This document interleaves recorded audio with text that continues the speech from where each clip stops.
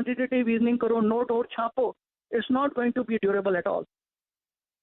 Trip, of course आपने startups की बात की, लेकिन दिक्कत इस समय और जो डर फैल रहा है कि लिस्टेड कंपनी, बड़े बड़े घरानों की कंपनियां, the big corporate houses are also getting beaten down, उस पर आपके क्या विचार है? हेमंत मेरे ख्याल में यही पूछने की कोशिश कर रहे थे कि इस समय साफ दिख रहा है कि जब बड़े कॉर्पोरेट हाउसेज के स्टॉक्स में धुलाई हो तो एफआईआईज जहां पर अच्छा खासा पैसा कमा चुके हैं वहीं से पैसे निकाल रहे हैं, and I don't see that coming back. What is your view, जिन लोगों से आप बात करते हैं, what is the view on India when it comes to investment और टेकिंग मनी आउट? क्या पूरा पैसा निकल जाएगा?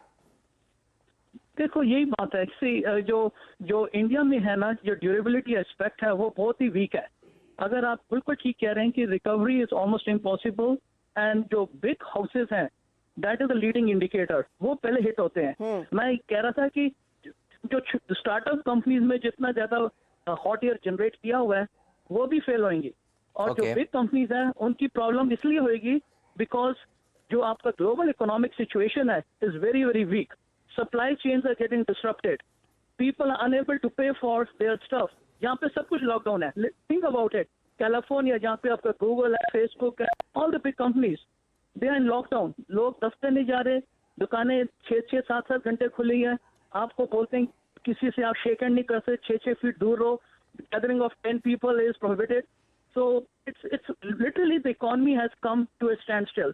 आप ये सोचिए, एनवायरमेंट कैलिफोर्निया में ऐसे है, क्रिसमस हो रही है लेकिन क्रिसमस के दिन आपको 2 दिन की छुट्टी होती है, इस बारी 2 दिन की नहीं है, आपको 1 महीने की पूरी छुट्टी मिल गई है। That is the economy has come to a standstill for almost 1 month. उस सिचुएशन में आप बताइए कि कौन सी कंपनी ठीक कर सकती है? फंडामेंटल सबकी वीक है। ठीक बात है, आप सही कह रहे हैं। बस मैं देख रहा हूँ वॉलमार्ट का स्टॉक आपके वहाँ चल रहा है, क्योंकि लोग जो हैं वो eggs, diapers, baby formulas, milk ज़्यादा खरीद रहे हैं, और अब वॉलमार्ट कह रहा है उसके ऊपर भी एक अंकुश लगाना चाहिए, एक न्यू परचेजेस पर एक लिमिट लगानी चाहिए। लेकिन ये बताइए, अमेरिका में कितनी गिरावट होगी? हम सुबह सुबह उठ के डाउ को देखते हैं, we look at Dow and then we take a cue.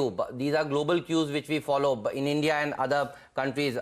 Dow में कितना फॉल और देखने को मिल सकता है? US markets have corrected a lot, but you think they can correct further from these levels? This is my question to you. I think they'll go further down, and there are many reasons for that. First of all, जैसे मैंने आपको समझाया कि the whole economy is in standstill. तो ना कोई खरीद रहा है, ना कोई बेच रहा है, ना कोई काम कर रहा है, लोगों को ले ऑफ भी कर रहे हैं। तो अगर आपका एम्प्लॉयमेंट सिचुएशन खराब हो जाती है, आपकी बाइंग पावर खत्म हो जाती है, तो इकोनॉमी कहाँ से रिकवर करे? And to be very frank, America was 1 month too late to respond to corona virus. अब आप 1 महीने लेट स्टार्ट किया, अब आप you are on the war footing, अभी you haven't hit the peak. General feeling यह है कि 1-1.5 महीने तक तो और सिचुएशन ठीक नहीं होएगी, and stimulus package is not taking the effect right now. So I think there's another further 10% downside to at least US indices, both S&P 500 and Dow.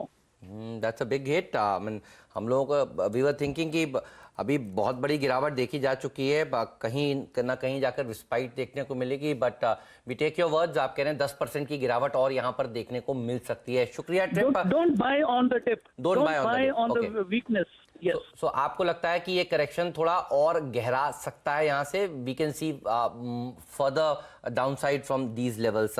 Thank you so much, Trip, for taking time out. Yeah, you want to add something? Yes, I would say that you are being too polite by saying it's a correction. I think this is much severe than that. I would call it, a complete shake-up of the economic system. So you would say this is just like World War III? I mean, ऐसा कुछ word use करना चाहते हैं क्या आप? नहीं यार, लड़ाई की बात क्या करनी है, बस इकोनॉमिक वॉर जोन। ठीक है sir, I got your point. Thank you so much for taking time out today. Sanjay Sinha साहब से भी हम थोड़ी देर में पूछेंगे कि फंड मैनेजर्स यहाँ पर क्या कर रहे हैं। राजेश सतपुते जी भी हमारे साथ जुड़ चुके हैं, लेकिन पहले वीरू के पास चलते हैं। वीरू हर रोज देखिए करीब 10-15 एक्सपर्ट से बात करते हैं, व्यू फॉर्म करते हैं और अपना व्यू शेयर करते हैं। वीरू बताइए, क्या बन रहा है इस समय मार्केट में? क्या कह रहे हैं लोग? 8,000 के स्तर पर जाकर रुकेंगे क्या? देखिए हेमंत, आज की टारगेट्स तो 8,000 की थी, कैसे सुखे थे। देखिए पहले सेट को समझते हैं, और एफआईएस की तरफ से कोई रिलीफ नहीं है। कल भी करीब 5100 करोड़ रुपए की सेलिंग टीआईएस उसके सेलिंग पे एब्जॉर्ब करने के लिए पॉसिबल नहीं थे। बाकी उनकी तरफ से हेमंत पुट्स भी लॉन्ग की गई हैं, कॉल भी शॉर्ट की गई हैं, तो सपोर्ट करने के लिए बाजार को कुछ है नहीं।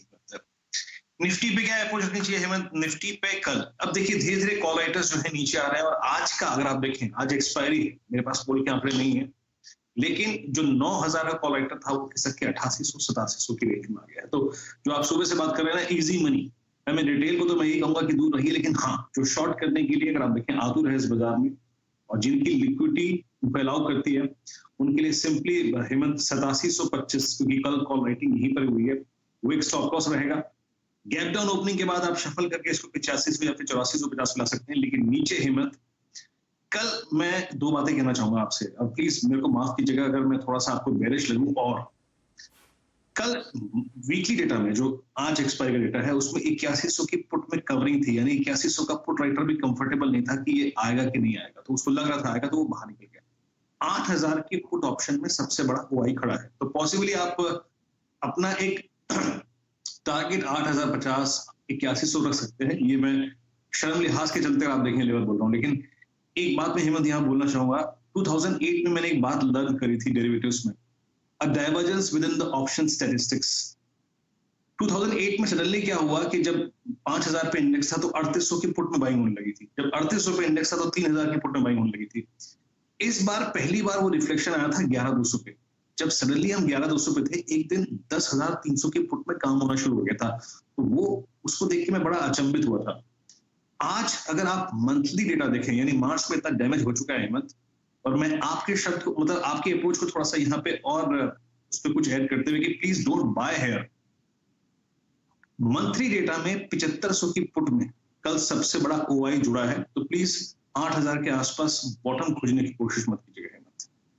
भी यही कह रहे थे कि नीचे में अभी खरीदना नहीं है, आप थोड़ा और डाउनसाइड देखने को मिल सकती है, जब तक अमेरिका रिकवर नहीं हो जाता, एफआईआईज ये बेचना बंद नहीं कर देते, तब तक कॉन्फिडेंस जमेगा नहीं ऊपर की तरफ। लेकिन 1500 पॉइंट नीचे बैंक निफ्टी जाकर बंद हुआ था, और आज तो एचडीएफसी का एडीआर भी हमारे सामने देखिए एक दिक्कत की बात पैदा करेगा। कल हमने देखा आईसीआईसीआई बैंक में बड़े डिलीवरी बेस्ड सेलिंग देखने को मिली, और अब डर ये है कि इन बैंकों ने कारोबारियों को कर्जा दे रखा है, और कल हमने देखा सुप्रीम कोर्ट का वर्डिक्ट आ गया एजीआर मामले पर, उसने भी देखिए आग में घी का काम किया, और अब डर ये है कि जिन कारोबारियों ने कर्ज लिया हुआ है वो लौटाएंगे या नहीं लौटाएंगे। हालांकि इसके ऊपर भी चर्चा चल रही है कि हो सकता है एक रिलीफ दे दी जाए, लेकिन सत्य ये भाव देखिए एडीआर 12% नीचे, कब हुआ था ये 12% नीचे, मुझे तो याद नहीं आता, बताइए। आप सारे एडीआर पिटे हैं, आईसीआईसीआई बैंक का एडीआर देखिए 8% नीचे जाकर पिटे हैं, यानी जो भारत में दिन में नहीं बेच पाते वो एडीआर को देखिए अमेरिका में बेच दे रहे हैं। तो बैंक निफ्टी के लिए बहुत टफ माहौल है। ये बताइए अगला लेवल बैंक निफ्टी पर क्या नजर आ रहा है आपको? आज तो बृहस्पतिवार है, जनरली हम बृहस्पतिवार को शॉर्ट कवरिंग की बात करते थे, लेकिन किसी के मुंह से सुनने को नहीं आ रही है। बिल्कुल हेमंत, वो लेवल तो किसी वो किसी के दिमाग में नहीं है शॉर्ट कवरिंग। कल हेमंत बहुत स्ट्रॉन्ग कॉल राइटिंग हुई थी 21,000 की स्ट्राइक पे। कल अगर आप देखें थोड़ा सा पुल बैक जो हमें लास्ट में मिला वो वो की जो खबर थी 3 से 3:30 के बीच में उसके चलते आया, लेकिन वो बहुत सस्टेन करने वाला था। 21,000 और 21,500 की रेंज में बहुत स्ट्रॉन्ग कॉल राइटिंग हुई है, तो अगर आप शॉर्ट हैं और आज सुबह फ्रेश शॉर्ट करते हैं गैप डाउन के बाद, तो याद रखिए आपका स्टॉप लॉस 21,000 या फिर 21,200 की रेंज में होना चाहिए।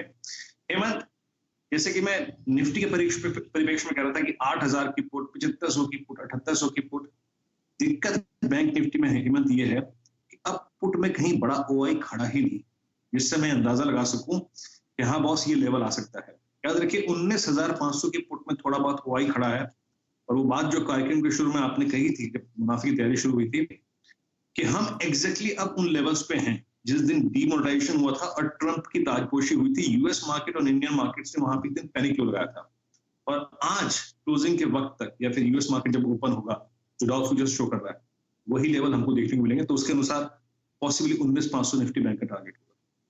तो अब ये शो कर रहा है कि 663 अंकों की गिरावट के साथ